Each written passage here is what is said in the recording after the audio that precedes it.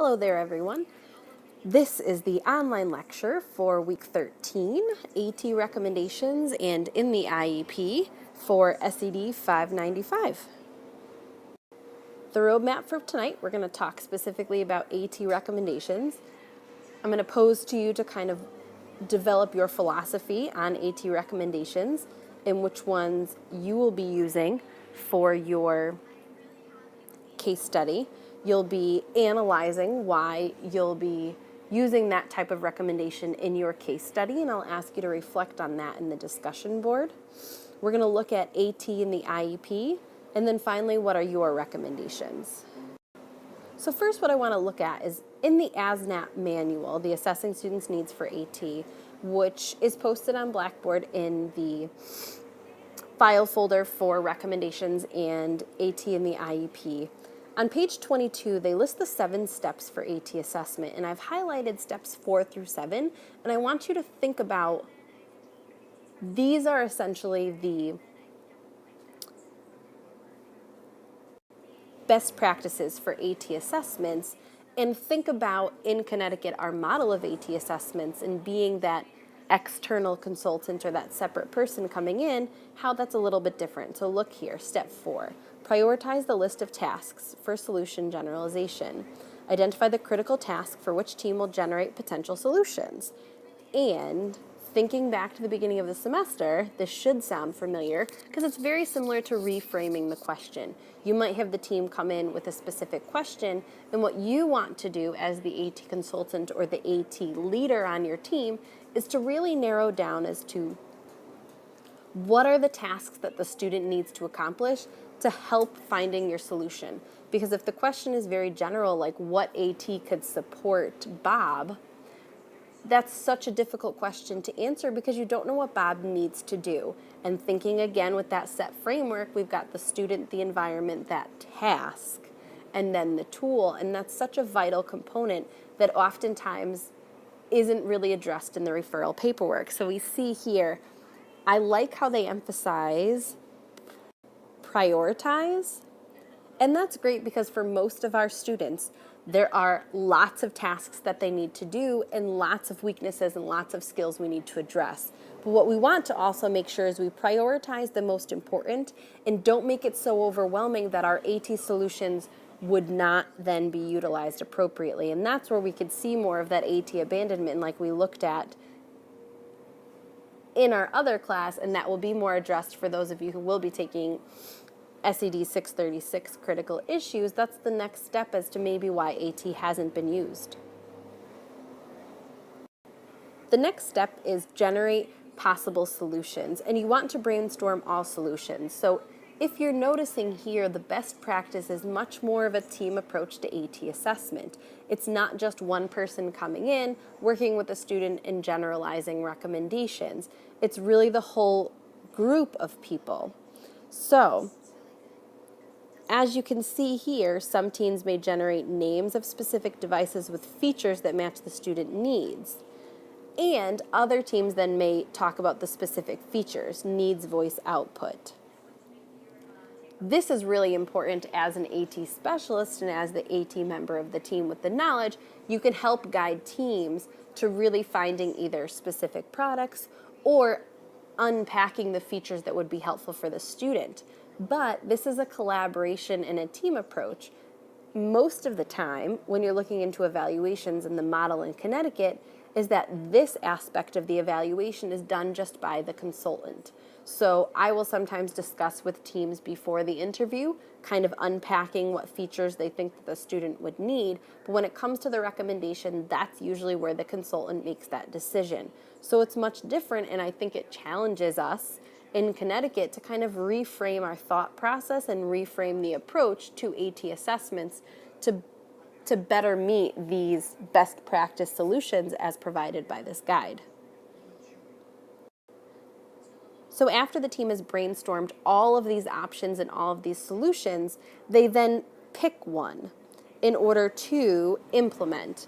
And that's where I also like that they really provide some guidance on when to implement. So your option is immediately, in the next few months, and in the future. So what we've done at ACES is we provide an implementation plan and suggest that the team use that to then guide some of the AT implementation if they decide to not take AT consultation services. In our practice, we then will lead the team to do a structured implementation approach so that they're not throwing all of the solutions or all of the tools at the student or at the team at once, and then nothing is actually taken hold. So this, once again, that emphasis of the team approach, as you're drafting your AT evaluation, you want to think, okay, how can I scaffold my recommendations and help the team make the decision as to when they introduce each tool and what tools am I deciding to then recommend? Because rather than what the manual is suggesting, you're doing this pretty much individually. Now you could go back, for some of you if you have the access to the team, is to consult back with them and say, this is what I discovered working with the student. Do you have something like this in your district already? Or are you familiar with another tool? Or what's your feedback and what is your thoughts? I will always try and touch base with the team before I write up the report, just to kind of feel them out and make sure that they are on board. Because if you're recommending something that the special ed teacher disagrees with you about, what do you think your chances of implementation are? Probably not likely. So you've got this ethical dilemma where do you recommend what works perfectly for the student or what you think the teacher would most likely use? And that's a really challenging place to be. And don't have a solution to that, but you might just be approached with that. And then they move on to an implementation plan. So once we've decided with solutions, then we've got the implementation, looking at trials with the equipment. And this is where we've got specific names and dates to determine progress and determine what is going to be used. The National Assistive Technology Research Institute has a very comprehensive AT implementation plan, including dates, people who are responsible, listing names, listing products, and it really stimulates the questions that you want to make sure that AT is successful. You can see here the reminder. I really like how they provide this guidance to have visuals during the meeting, but you can see here that they're really emphasizing, once again, that team-based approach that isn't always available during an AT evaluation. So how can we take some of these best practices and implement them into more of this consultation model and more of this specialist model that we're using? So then step 8, you can see implement trials and then follow up a planned date. If you're going to recommend a trial in your recommendations, then you want to encourage the team to think about, when are we going to reassess? When are we going to decide when the trial is over and make our final decision? So when we're looking at our AT evaluation recommendations, what are you looking for? So most of you are practicing in schools. What do you want when you look at recommendations? I know for me, whenever I get a report or I'm reading a report, I always just look at the recommendations immediately. I want to see, based on all this information, what has this expert decided? So what do you personally look for? Do you look for something that's more specific?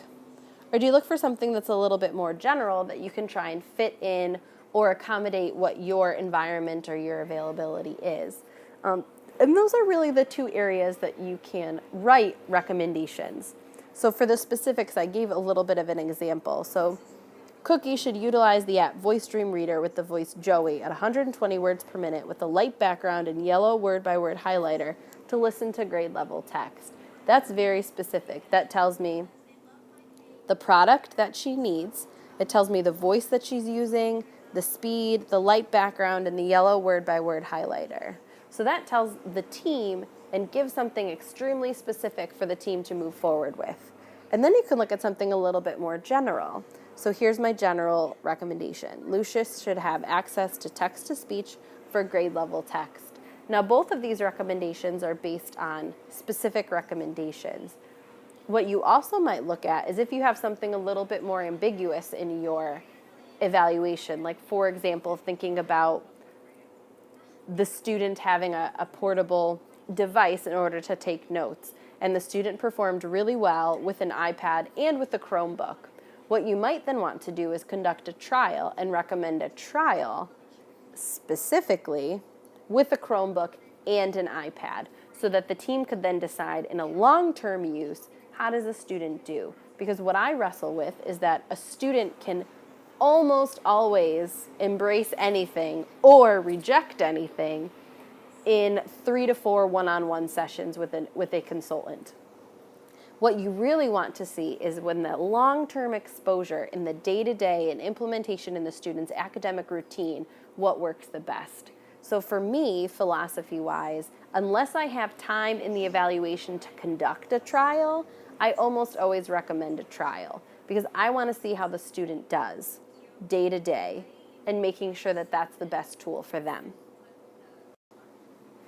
So what I want to look at now is the pro and cons for each of the type of recommendations, the general recommendation and the specific recommendation. So let's look at the general first. So first, the pro is that it allows for the use of least restrictive environment tools. So when I talk about that text-to-speech option, when you think about the continuum of AT, if I have the availability of Microsoft Word that has text-to-speech available, that general recommendation gives the team and gives the teacher the leeway to explore what the tools available in the environment already before buying something new and adding another layer. So it just gives the team, okay, I need word prediction. Let me see if I have that available already.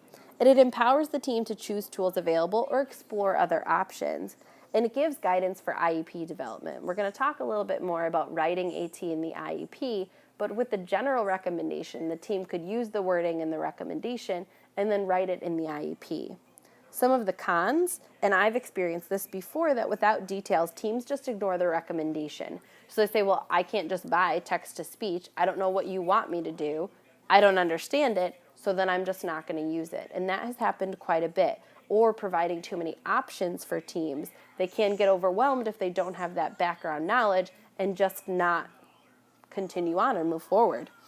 And so that lack of knowledge or empowerment to make the decision, or they could use a wrong tool. So they could just choose that Microsoft text-to-speech because they have it.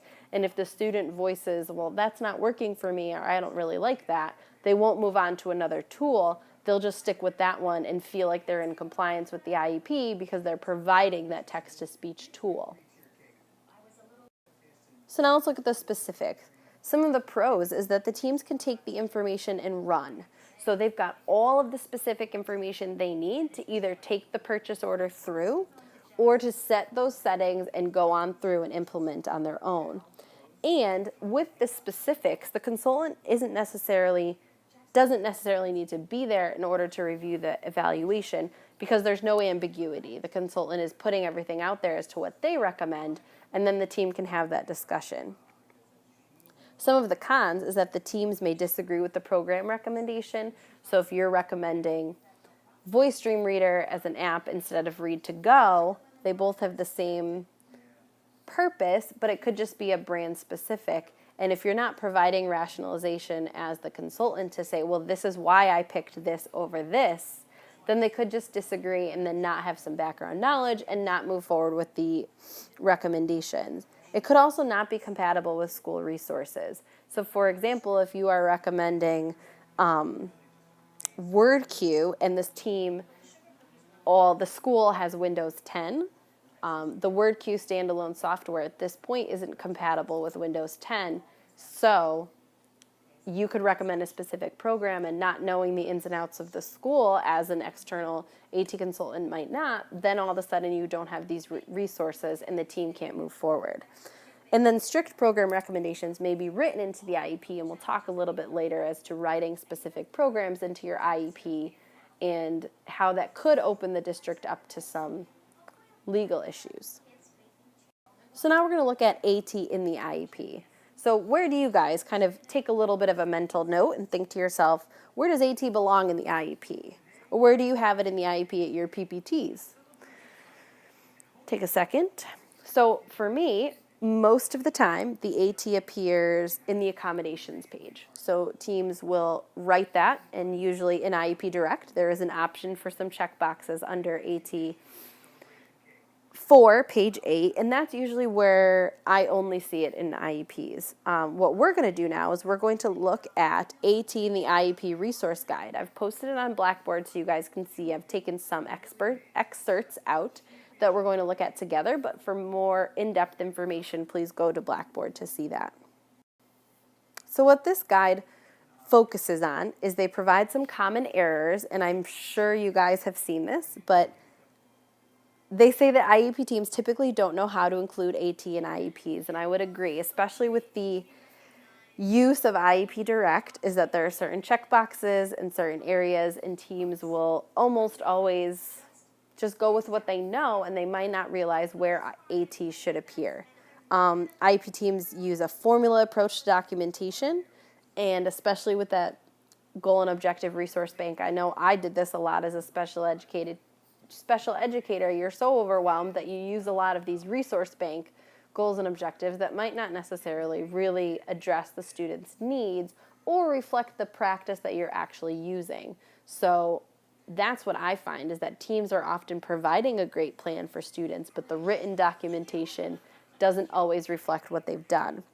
AT is in the IEP, but the relationship to goals and objectives is unclear. That's the purpose of AT, is to enhance, allow for progress on goals and objectives, and oftentimes that relationship isn't clear. Devices are included in the IEP, but no AT services to support their use, and we know how important AT services are.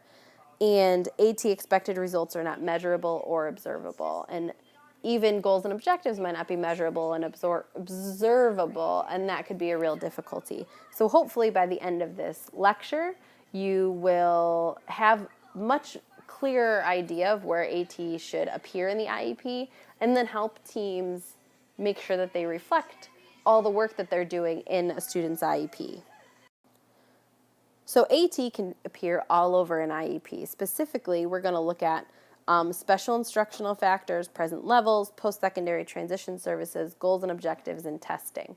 The special instructional factors are really just at the beginning of the IEP, and that's where the team can add that specific information. I'm going to dive more in depth for you on the present levels for the student, the goals and objectives, and we're just going to talk a little bit about post-secondary transition services and testing.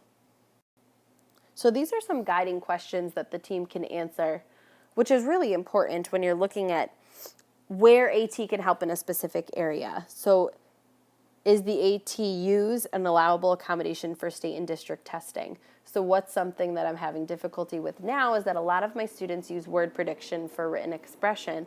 However, word prediction is not an allowable AT accommodation for the district testing. So that's something that can be very frustrating for my students, because a lot of them are very proficient and depend on the support. However, they cannot use that in the state and district testing. Does a student need AT when transported to and from school? This can be more about communication. Is the student visually impaired? Because there are separate sections, and you'll probably have BESB involved with that. Do others need to be trained in order for AT to be successful? And this is extremely important. And where does that appear? And is the AT needed for employment, independent living, or post-secondary activities? And these are all questions that the team should talk about and then document it appropriately in the IEP. So what I really like in this guide is they provide an example of a child's profile and summing it up with the use of AT. And what the guide recommends is that this can really be done kind of like in the minutes or under where we list the parent concerns, is kind of summarize the student. So you can see here is that this is a sample of a child's profile, and they provide a lot of very specific information about the student's AT use. And think to yourself, what are the benefits of having this blurb here?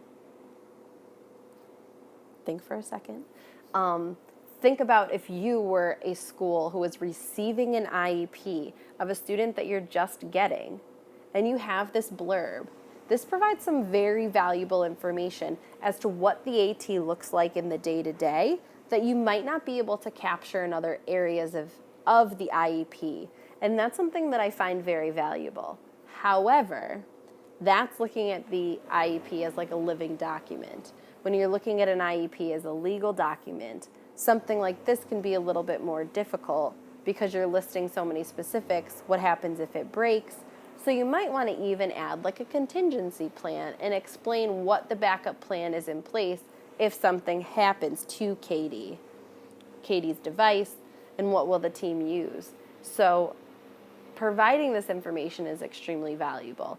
If your district is leery about listing all of these specifics in an IEP, I encourage you to maybe include the AT implementation plan in the IEP packet, so in your meeting summary, like as an attached document rather than in the IEP, so that a receiving school has this information because it is so important.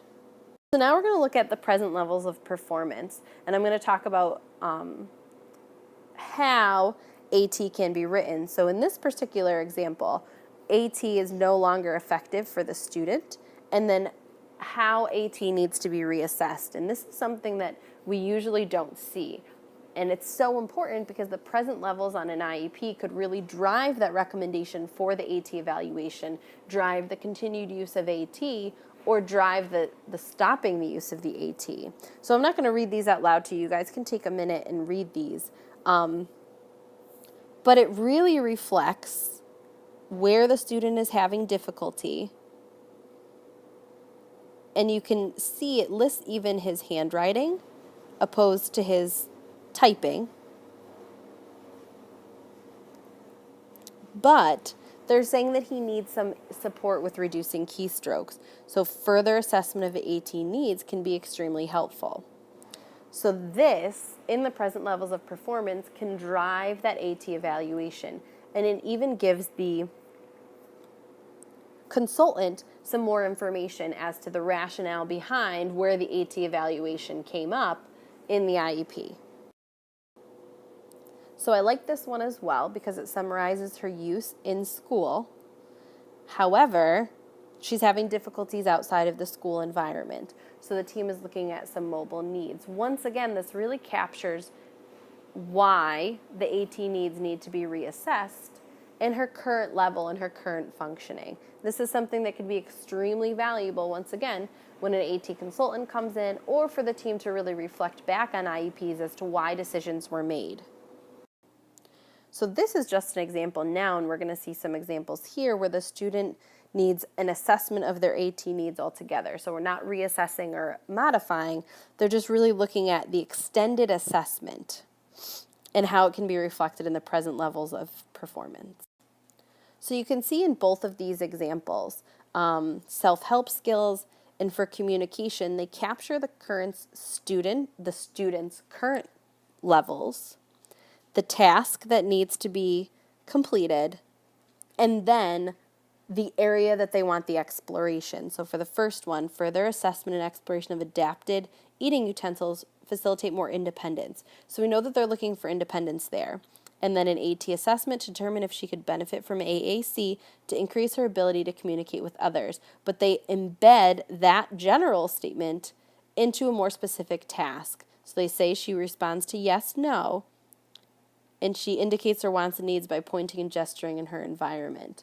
But they want to expand on her communication. So you can see there how those present levels of performance statements help drive that AT eval. And then the final portion of the present levels of performance is documenting that the student's current AT is effective. And this is something that I also find that is left out of the IEP and is so valuable, because if students are making some great progress on their writing goals and objectives, or even their communication goals and objectives, documenting that the AT is being used and how it's being used and the level of which it's used is so important to put on that present levels of performance. So here's an example. Using a pencil grip, Julie is to perform all written assignments in her grade level classroom. Hearing aids and an FM system. So really capturing what tool is being used, where it's being used, and then the progress is being made with that tool is really important to put on present levels. So now we're going to move on to goals and objectives. And really focusing on student performance is extremely important. So there's an example, a non-example of an objective that has to do with AT, but isn't focused on student performance. So that teaching assistant will check operation of the FM system daily. So then if we look down, we can see these two goals and objectives, one for physical access and one for reading, where it provides the AT in the objective. So let's look at the reading one for right now. They have that given statement, and although the philosophy of some AT specialists is that this can be redundant because the AT is listed in the accommodations page, I personally like those given statements at the beginning of goals and objectives because it just really frames and helps the reader to be more specific. So using Braille text, Jeannie will independently read subject matter assignments and answer 10 questions related to the content with 80% accuracy by May 30th. If you think of those SMART goals, right? Specific, measurable, attainable, realistic, and timeline. So you've got that specific, you've got the measurement criteria, you've got the attainability, hopefully. So there's a lot of really good information, and it's very specific, and you can demonstrate progress with the use of the AT.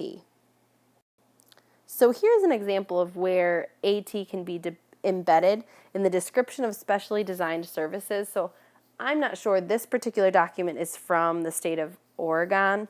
So I don't really know exactly where this is documented in IEP Direct. I'm trying to think back. But I love this chart, and it might not be something that's embedded in the IEP, but for the team to be aware of and maybe make as a separate document can be really important. So linking the goal to the AT, the related services, and the support for the school personnel.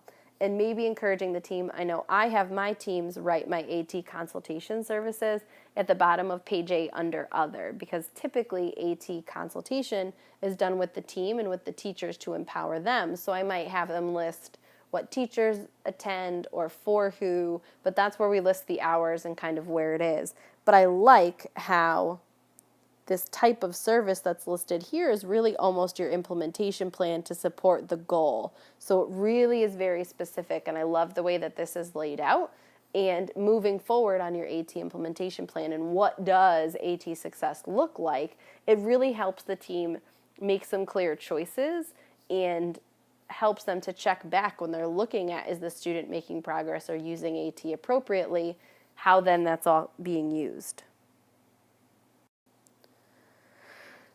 So in summary, we kind of looked at different areas where AT can appear.